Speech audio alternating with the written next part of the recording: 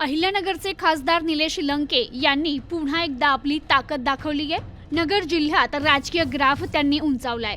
अहिल्यानगर जिल्ह्याच्या राजकारणात खासदार निलेश लंके यांनी आपली राजकीय ताकद पुन्हा एकदा ठळकपणे दाखवून दिली।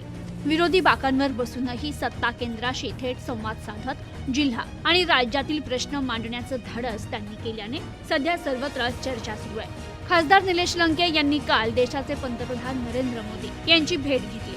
या भेटीत अहिल्यानगर जिल्ह्यातील तसेच राज्यातील विविध महत्त्वाचे प्रश्न त्यांनी पंतप्रधानांच्या निदर्शनास आणून दिले। विशेष बाब म्हणजे विरोधी पक्षाचे खासदार असतानाही त्यांनी थेट पंतप्रधानांशी संवाद साधून मागण्या मांडल्या। या भेटीवेळी खासदार प्रियंका गांधी, खासदार सुप्रिया सुळे तसेच देशातील विविध राज्यातील खासदार उपस्थित होते। त्यामुळे ही भेट केवळ औपचारिक न राहता राजकीय दृष्ट्या महत्त्वाची ठरल्याचं बोललं जाते। तर याआधी खासदार निलेश लंके यांनी देशाचे गृहमंत्री अमित शहा यांची देखील भेट घेतली होती।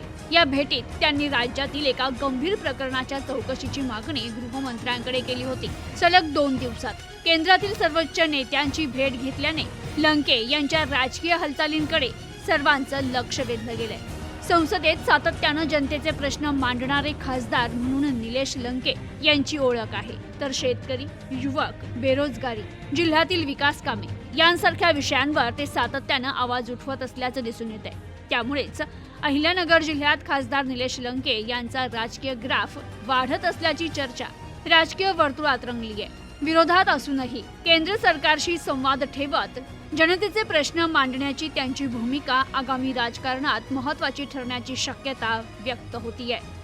Bureau report, news today 24।